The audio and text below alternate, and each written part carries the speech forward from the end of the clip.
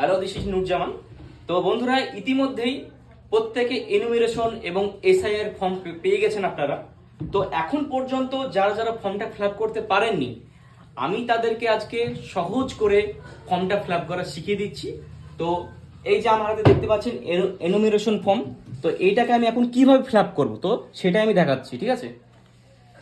কাটো। তো এইটা হচ্ছে এনুমিরেশন ফর্ম, ঠিক আছে? তো এটা আমারই একটা ফর্ম।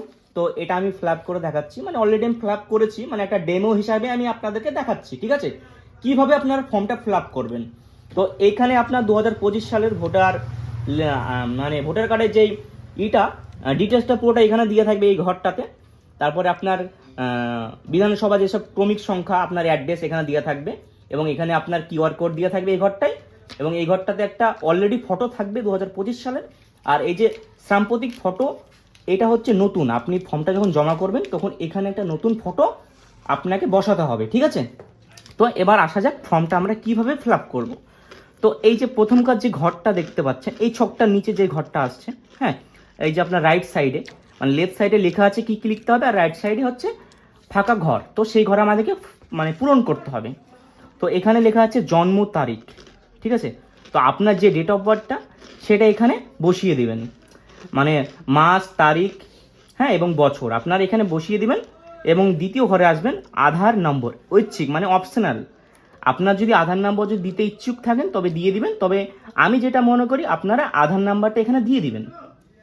এবং আপনি আপনার মোবাইল নাম্বারটা দিয়ে দিবেন এখানে। মোবাইল নাম্বারটা দিয়ে দেওয়ার পরে আপনি আপনার অভিভাবকের নামটা দেবেন, মানে গার্জেন। সেটা আপনি আপনার মানে বাবাও হতে পারে অথবা মাও হতে পারে। যিনি আপনার অভিভাবক আপনি তার নামটা এখানে দেবেন। তো এখানে আমি আমার বাবার নামটা দিয়ে দিয়েছি এখানে, হ্যাঁ।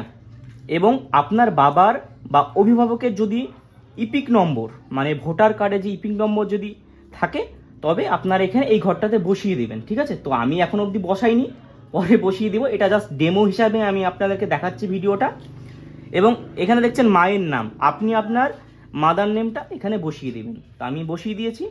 এবং মায়ের যদি এপিক নম্বর থাকে, মানে ভোটার কার্ডের এপিক নম্বরটা, তো আপনার এই ঘরে বসিয়ে দিবেন। তো আমি বসাইনি, আমি পরে বসিয়ে নিব। এবং হ্যাঁ, যদি আপনি বিবাহিত হন তবে আপনার স্ত্রীর নামটা, যদি পুরুষে ফিল আপটা করেন তাহলে আপনার স্ত্রীর নামটা এখানে দেবেন। আর যদি মহিলা ফিল আপ করেন ফর্মটা, তাহলে আপনি আপনার স্বামীর নামটা এখানে দেবেন। এবং স্বামী বা স্ত্রীর যদি এপিক নম্বর থাকে তবে আপনার এই ঘরটাতে বসাবেন, ঠিক আছে? তো যেহেতু আমি আনম্যারিড, সেহেতু আমি এই ঘর দুটো ফাঁকা রাখলাম, হ্যাঁ।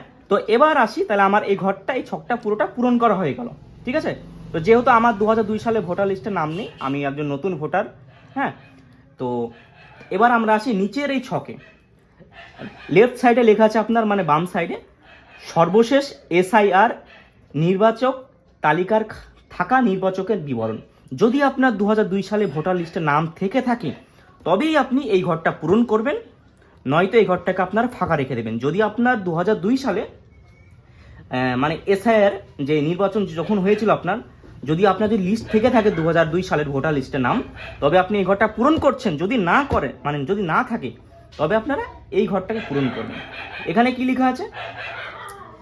আত্মীয়ের বিবরণ, যার নাম পূর্ববর্তী কলমে সর্বশেষ এসআইআর এ দেওয়া আছে। মানে এখানে আপনার, যেহেতু আপনার নাই, যেহেতু আমার নেই কেউ 2002 সালে, সেহেতু আমি আমার আত্মীয়, সেটা আমার মা হতে পারে, বাবা হতে পারে, দাদু হতে পারে, দিদা হতে পারে, নানা হতে পারে, নানি হতে পারে। মানে অ্যাকচুয়ালি যেটা বোঝাচ্ছে, যার 2002 সালে ভোটার লিস্টে নাম ছিল আপনার আত্মীয়ের, সেটা আপনার বাবা হতে পারে, হ্যাঁ, বা মা হতে পারে, যে কেউ হতে পারে।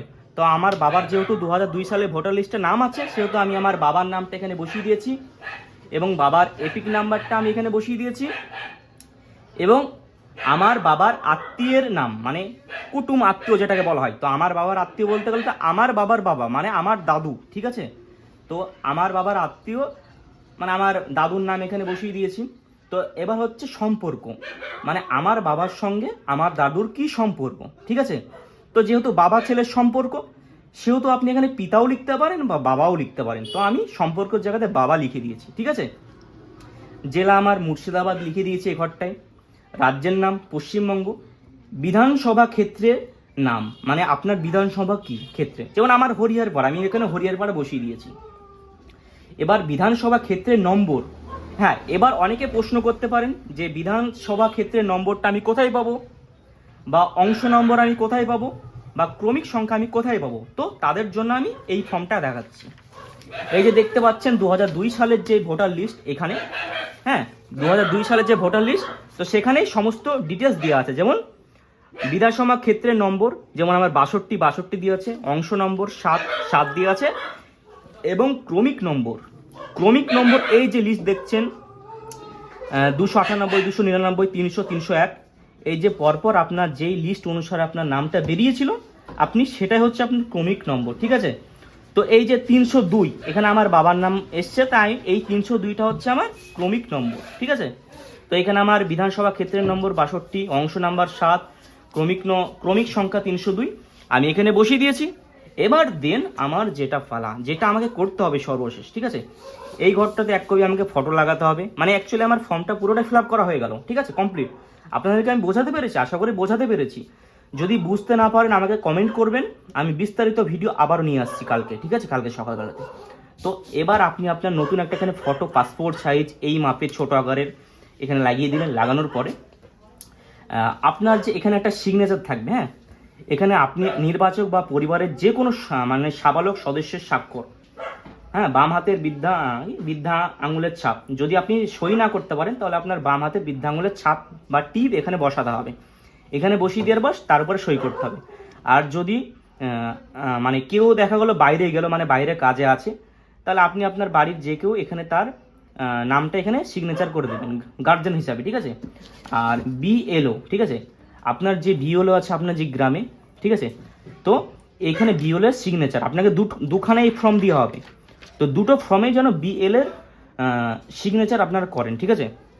কারণ আপনার যে ব্লক লেভেল যে অফিসার আছে, হ্যাঁ তাদের সিগনেচারটা অবশ্যই আপনার এখানে করে নেবেন, ঠিক আছে। আশা করি বোঝাতে পেরেছি ফর্মটা আপনাদেরকে।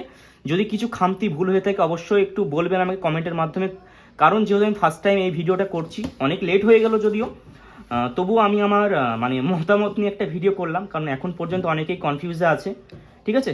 তো আশা করি বোঝাতে পেরেছি সকলকে, ঠিক আছে। ভিডিওটা ভালো লাগলে অবশ্যই সকলকে শেয়ার করে একটু ইনফরমেশনটা ছড়িয়ে দেবেন। ধন্যবাদ সকলকে।